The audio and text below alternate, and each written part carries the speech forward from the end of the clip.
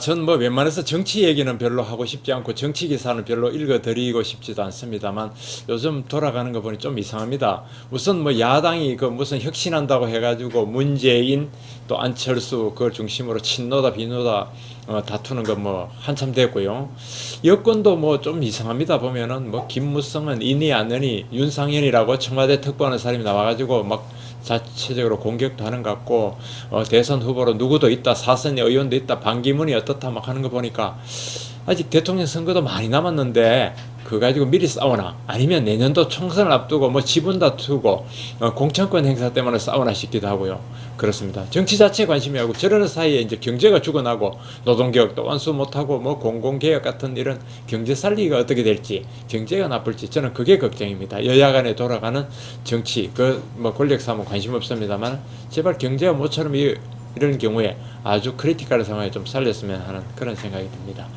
정치면에 여전히 그런 기사가 넘칩니다. 자, 17일 기사 보시겠습니다. 한경 17일. 일면톱은 조금 기획성 기사입니다. 서울대 공대 출신의 대기업 CEO 사장님입니다. 최고 경영자가 목요일 보낸 편지. 편지 내용이 보면 기초도 제대로 안 가르쳐 현장에 필요한 과목을 가르칠 교수는 있나 의문이 든다. 이건 저희도 그런 얘기예요.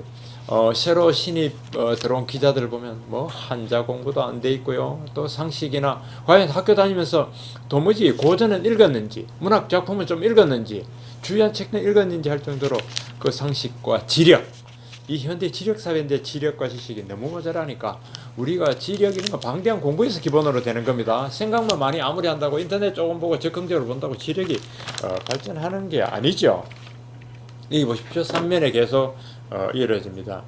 서울대 공대를 하면은 뭐 그래도 상당히 괜찮은 그런 어떤 참 대학을 알고 있는데 보십시오. 산업 현장에서 멀어진 공대에서 서울대 반도체의 경우에 석박사는 10년 새 반토막이 됐고 양으로뿐만 아니라 이렇게 되면 공부도 열심히 안 한다고 봐야겠죠.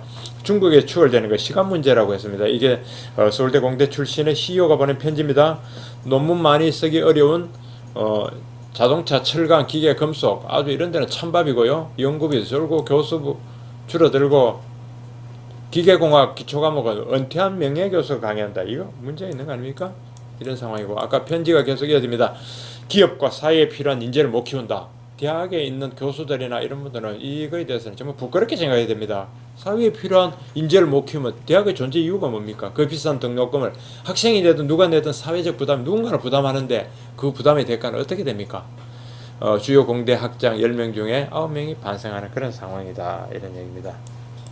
그러면 논문 그것도 그렇습니다. 여기 보십시오. 바뀌지 않는 논문 제일주의 산업체 경력 교수 확대 등 공대 혁신안 나오지만 전부 헛바퀴 돈다. 이런 얘기입니다. 다시 일면으로 갔어요.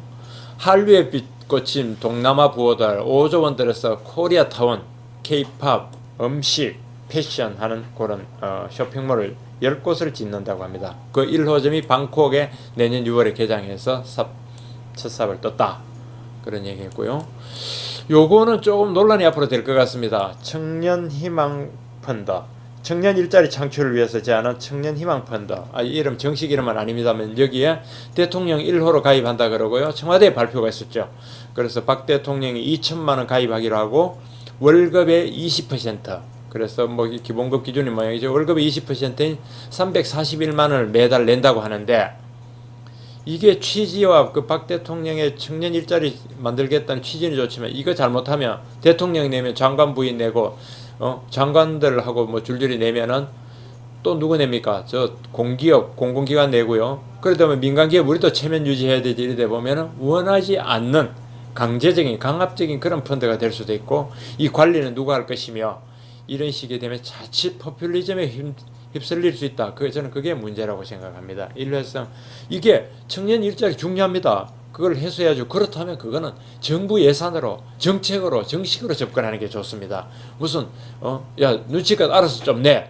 대통령 내니 장관 내잖아. 장관 내니까 공기업 사장 내. 사장 내니까 전무 내. 전무 내니까 부장 내. 이거는 아니다 이거죠. 책임하에 정부 세금을 가지고 당당하게 하는 게 맞는 거 아니냐. 저는 그렇게 봅니다. 그런 기사들이 있고요. 관련 기사로 국토부가 대형 공사장에 청년 기술자 의무 고용하는 이런 제도도 내는데 뭐 요건 톤은 좀 다르다면은 관련 기사로 나와 있습니다. 오늘 일면이 자꾸 왔다 갔다 하네요. 요 일면에 요런 기사 씁니다. 전 요 기사가 눈길이 가네요. 스마트 게임 비서 SK텔레콤이 연내 첫 선을 보인다고 합니다. 이제 스마트 게임 비서라면 물론 스마트폰으로 제공되는 다양한 서비스 얘기입니다. 이거 보십시오. 요건 오면입니다. 스마트 게임 비서 시대. 출근길이 막힙니다. 다 알려줍니다. 오늘 비가 오니까 우산 챙기세요. 자기의 생활 패턴. 저처럼 등산을 좋아해서 등산 애호가한테는 산악 뭐 일기라든가 이런 거 맞춤형으로 알려주는 생활 속에 나의 생활 패턴을 알고, 예컨대 뭐 카드는 어떻게 쓴다든지 어떤 음식점을 간다든지 하면 그 알아서 비서 역할하는 빅데이터 플러스 스마트 인터넷 뭐 그런 거겠죠. 개인의 자료가 응용되는 그런 겁니다. SK텔레콤이 스스로 학습하는 개인 비서 앱 예고를 시연을 했습니다. 자주 가는 곳 날씨 분석해서 맞춤 정보 제공하고요. 더 똑똑하게 IT 기업들 스마트 비서 경쟁. 며칠 전에 스마트 TV가 나왔어. 스마트 텔레비전이 그런 뭐 저런 IT 여러 가지 서비스, 기존 케이블 방송 이런 것들을 참 위협하고 있다더니 그런 상황입니다. 정보도 다양하네요. 개인별 건강 관리, 맞춤형 쇼핑 정보 다 주고요. 빅데이터 분석에서 수익 모델 찾는 그런 스타트업도 한다고 합니다. 참 멋진 신세계에 우리가 들어갔네요. 그런 기사들이 쭉 있고요. 이면에는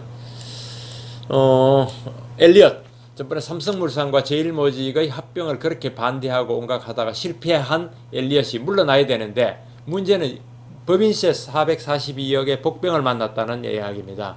그래서 한국철수의 진퇴양난이다. 이건 무슨 얘기냐면 엘리엇이 이제 삼성물산과 제일모직의 합병에 반대했습니다. 그래서 반대로 주식 매수 청구권을 행사를 하는데요. 주식 매수 청구권을 행사하다 보면은 주식 대금을 받는데, 문제는 주식 대금을 받는 과정에서 그 양도 차익이 나면은 양도 차익에 대해서 세금 발생합니다. 그 세금이 국세청에서 물론 세금을 받는 거지만 매수 청구권은 상대자인 삼성물산을 거쳐서 행사를 하게 되거든요. 그러니까 그 세금을 내면 되는데 문제는 그때 엘리엇이 주식을 그러니까 주식을 샀던 그 비용과 어떻게 샀다는 걸 증명을 해야 되는데 문제는 손실이 이렇게 증명되면은 세금 안 내도 되지만은 이익이 생기면은 누구한테서 주식을 샀고 이 주식을 샀는데 조력자가 누구라는 게 공개되는 겁니다. 그렇다는 이건 무슨 말이냐면 엘리엇이 그 전쟁을 벌이는데 조력자들이 다 드러난다는 건 삼성물산한테 말하자면 하나의 정보가 되는 거고, 그 조력자들이 신분과 주체가 드러나는 게 굉장히 부담이 되게 해서 엘리엇이 아주 진퇴양난이다. 그런 이야기입니다. 원래 추석 선물 대신은 우리 농산물이라는 기사도 있고, 카이스트가 중국의 중경이죠. 충칭 20대에 커리큘럼을 수출한다는 그런 얘기도 있습니다. 며칠 전에는 관세청이 관세 행정을 수출하기로도 했죠. 전산학과부터 활용한다. 좋은 얘기입니다. 이런 기사들이 있고요. 요거는 아까 일면에 나왔던 K타운, K팝, K뷰티, K푸드, K쇼핑 한국에서 살 수 있는 방콕 1호점 나가는 게 있고요. 그 다음에 노동개혁은 지금 기간제 근로자법, 파견법이 쟁점인데 어떻게 될는지 국회에서 지금 관심사다 하는 그런 기사가 되겠습니다. 정치면은 비노 퇴장 속에 박수로 혁신한 가결, 친노와 비노의 싸움, 두동강난 새정치연합, 여기도 갈라지는 수순대로 갈 것 같습니다.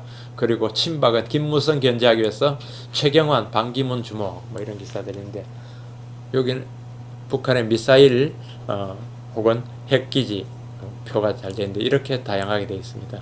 참 우리의 두려움이죠. 국제면은요, 아마존이 드디어 우주선 개발에 가세했다는 거네요. 아마존의 워싱턴 포스트를 인수하더니 아마존의 참 그 끝은 어디입니까? 베조스 아마존의 CEO 5년 안에 우주 로켓 쏘올리겠다.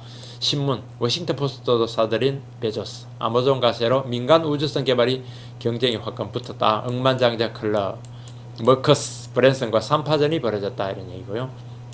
옆에 기사는 토요타 하늘을 나는 차를 개발 중이라는데, 하늘을 나면 이게 비행기입니까 차입니까?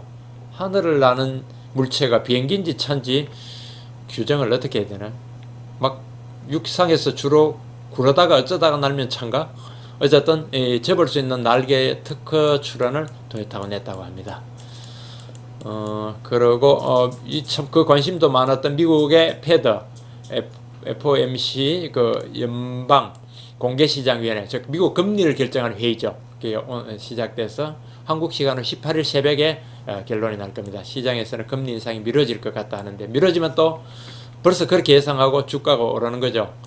중국 주가는 4.89% 올랐고 한국 주가도 16일 2% 이상 올랐습니다.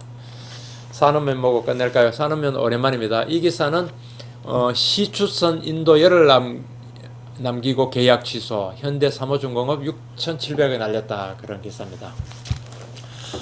이런 기사들이 들어가는데요. 현대 사모중공업 6,800원 날렸다는 기사는 자세히 읽어보니까 참 여간 딱한 일이 아닙니다. 원래 작년 말까지 인도하기로 했는데 뭐 스웨덴에서 충분히 익스큐즈가 돼가지고 갔는데 시추선이 워낙 비전이 없잖아요. 석유 개발이 안 되고 하니까 인도 기간이 늦었다는 이유로 인수해 가지 않겠다. 700억 원짜리 시추선을 만들었는데 안 가져가면 어떻게 됩니까? 그리고 계약금으로 받았던 천몇백억 이자 쳐서 돌려달라고 하니 참 이 조선업계 얼마나 어렵습니까? 이렇게 어려운데 조선업계 노조는 파업한다고요? 말이 되는 얘기입니까 그게?